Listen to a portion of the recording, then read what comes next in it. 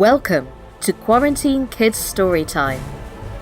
This is the tale of Peter Pan by JM Barrie. Enjoy!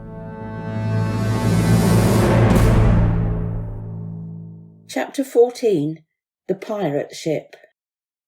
One green light squinting over Kidd's Creek, which is near the mouth of the Pirate River, marked where the brig, the Jolly Roger, lay, low in the water. A rakish-looking craft, foul to the hull, every beam in her detestable, like ground strewn with mangled feathers. She was the cannibal of the seas, and scarce needed that watchful eye, for she floated immune in the horror of her name. She was wrapped in the blanket of night, through which no sound from her could have reached the shore. There was little sound, and none agreeable save the whir of the ship's sewing machine, at which Smee sat, ever industrious and obliging, the essence of the commonplace, pathetic Smee. I know not why he was so infinitely pathetic, unless it was because he was so pathetically unaware of it. But even strong men had to turn hastily from looking at him, and more than once on summer evenings he had touched the fount of Hook's tears and made it flow. Of this, as of almost everything else, Smee was quite unconscious. A few of the pirates leant over the side, drinking in the putrid mist of the night. Others sprawled by barrels over games of dice and cards, and the exhausted four who had carried Little House lay prone on the deck, where even in their sleep they rolled skilfully to this side or that out of Hook's reach, lest he should claw them mechanically in passing. Hook trod the deck in thought. Oh, man unfathomable! It was his hour of triumph. Peter had been removed for ever from his path, and all the other boys were in the brig, about to walk the plank. It was his grimmest deed since the days when he had brought barbecue to heel.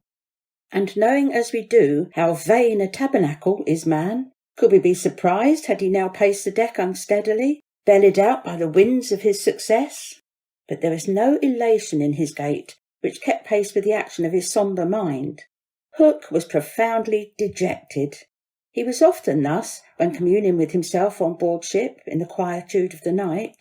It was because he was so terribly alone.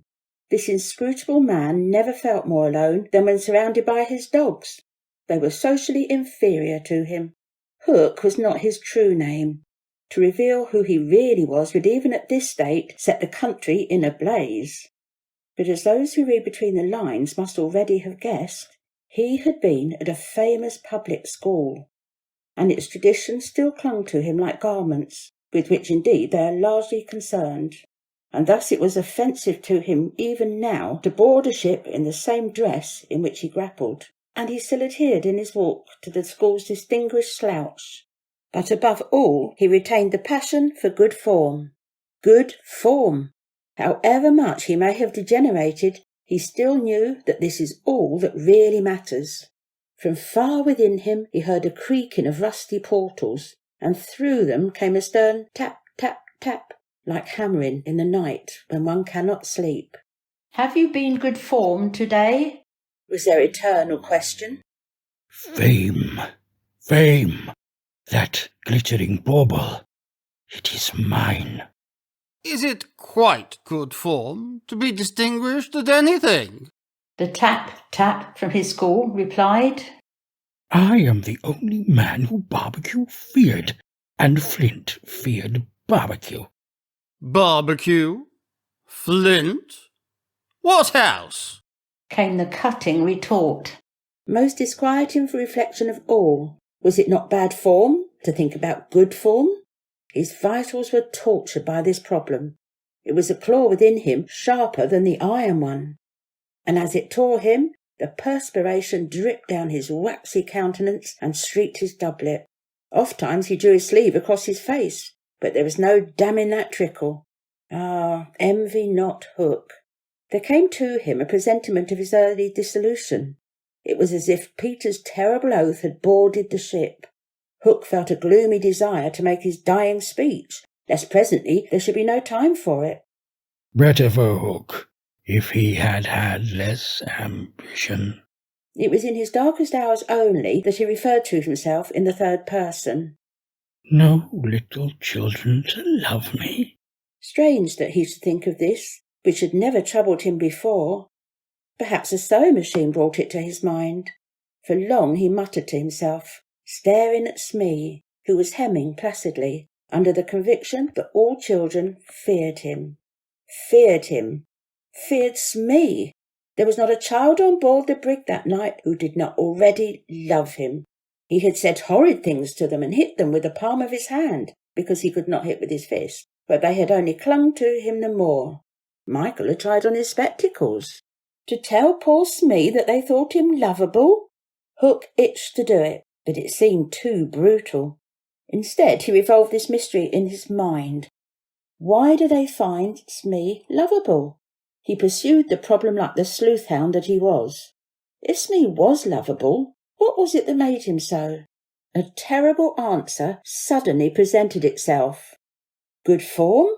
Had the boatswain some good form without knowing it, which is the best form of all?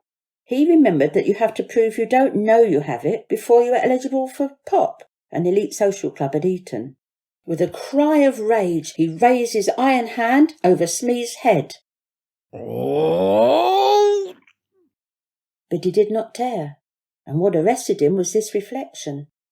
To claw a man because he is good form. What would that be? Bad form! The unhappy Hook was impotent as he was damp, and he fell forward like a cut flower. His dogs thinking him out of the way for a time, discipline instantly relaxed, and they broke into a drunken dance which brought him to his feet at once, all traces of human weakness gone, as if a bucket of water had passed over him. Come on now, lads! Let's get to drinking! Pass the rum over here! Let's Quiet, you skogs! Or I'll cast anchor in you.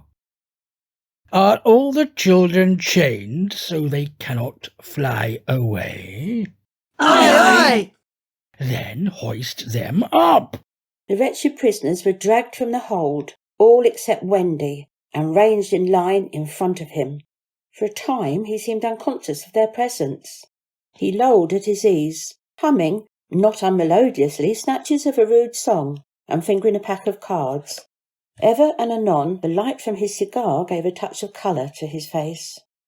Now then, bullies, 6 of you will walk the plank tonight, but I have room for 2 cabin boys. Which of you is it to be? Don't irritate him unnecessarily, had been Wendy's instructions in the hold. So Tootles stepped forward politely. Tootles hated the idea of signing under such a man, but an instinct told him that it would be prudent to lay the responsibility on an absent person. And though a somewhat silly boy, he knew that mothers alone are always willing to be the buffer. All children know this about mothers, and despise them for it, but they make constant use of it. So Tootles explained prudently, You see, sir, I don't think my mother would like me to be a pirate. Would your mother like you to be a pirate, Slightly? He winked at Slightly, who said mournfully, I don't think so. as if he wished things had been otherwise. Would your mother like you to be a pirate, Twin? I don't think so, said the first twin, as clever as the others. Stow this gab! Roared Hook, and the spokesmen were dragged back. You boy, He said, addressing John. you look as if you had a little pluck in you. Didst never want to be a pirate, me hearty? Now John had sometimes experienced this hankering at maths prep, and he was struck by Hook's picking him out. I once thought of calling myself Red-Handed Jack. And a good name, too. We'll call you that here, bully, if you join. What do you think, Michael? What would you call me if I join? Blackbeard Joe. Michael was naturally impressed. What do you think, John? He wanted John to decide, and John wanted him to decide. Shall we still be respectful subjects of the king? Through Hook's teeth came the answer. You would have to swear, down with the king. Perhaps John had not behaved very well so far, but he shone out now. Then I refuse, he cried, banging the barrel in front of Hook. And I refuse. Rule Britannia! The infuriated pirates buffeted them in the mouth, and Hook roared out, That seals your doom. Bring up their mother. Get the plank ready. They were only boys, and they went white as they saw Jukes and Checo preparing the fatal plank. But they tried to look brave when Wendy was brought up. No words of mine can tell you how Wendy despised those pirates. To the boys there was at least some glamour in the pirate calling. But all that she saw was that a ship had not been tidied for years. There was not a porthole on the grimy glass of which you might not have written with your finger, "Dirty Pig." And she had already written it on several. But as the boys gathered round her, she had no thought, of course, save for them. So, my beauty, you are here to see your children walk the plank. Fine gentleman though he was, the intensity of his communings had soiled his ruff, and suddenly he knew that she was gazing at it. With a hasty gesture he tried to hide it, but he was too late. Are they to die? asked Wendy, with such a look of frightful contempt that he nearly fainted. They are. Silence all, for a mother's last words to her children. At this moment Wendy was grand. These are my last words, boys. I feel that I have a message to you from your real mothers, and it is this. I hope our sons will die like English gentlemen. Even the pirates were awed, and Tootles cried out hysterically, I am going to do what my mother hopes. What would you do, Nibs? What my mother hopes. What are you going to do, twin? What my mother hopes! John, what are... But Hook had found his voice again. Tie her up! It was Smee who tied her to the mast. See here, honey, I'll save you, if you'll promise to be my mother. But not even for Smee would she make such a promise. I would almost rather have no children at all, she said disdainfully. It is sad to know that not a boy was looking at her as Smee tied her to the mast. The eyes of all were on the plank, that last little walk that they were about to take. They were no longer able to hope that they would walk it manfully, for the capacity to think had gone from them. They could only stare and shiver. Hook smiled on them with his teeth closed, and he took a step towards Wendy. His intention was to turn her face so that she should see the boys walking the plank one by one. But he never reached her. He never heard the cry of anguish he hoped to wring from her. He heard something else instead. It was the terrible tick-tick of the crocodile. They all heard it, pirates, boys, Wendy, and immediately every head was blown in one direction. Not to the water whence the sound proceeded, but toward Hook. All knew that what was about to happen concerned him alone, and that from being actors they were all suddenly became spectators. Very frightful was it to see the change that came over him. It was as if he had been clipped at every joint. He fell in a little heap. The sound came steadily nearer, and in advance of it came this ghastly thought. The crocodile is about to board the ship. Even the iron claw hung inactive, as if knowing that it was no intrinsic part of what the attacking force wanted. Left so fearfully alone, any other man would have lain with his eyes shut where he fell. But the gigantic brain of Hook was still working, and under its guidance he crawled on the knees along the deck as far from the sound as he could go. The pirates respectfully cleared a passage for him, and it was only when he brought up against the bulwarks that he spoke. He cried hoarsely. They gathered round him, all eyes averted from the thing that was coming aboard. They had no thought of fighting it. It was fate. Only when Hook was hidden from them did curiosity loosen the limbs of the boys so that they could rush to the ship's side to see the crocodile climbing it. Then they got the strangest surprise of the night of nights, for it was no crocodile that was coming to their aid. It was Peter.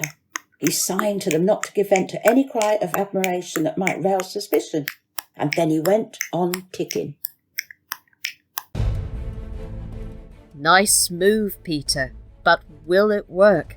Tune in next week to find out the result of what happens next.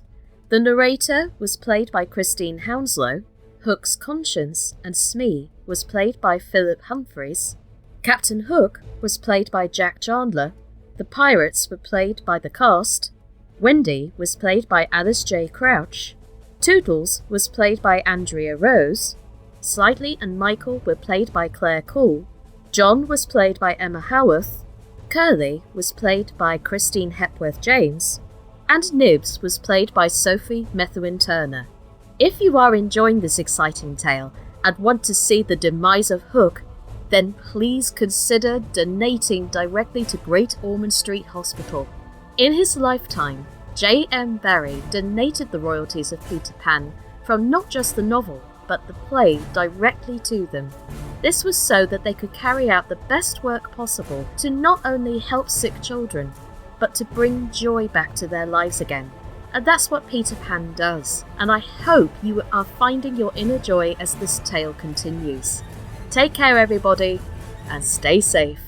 Bye bye!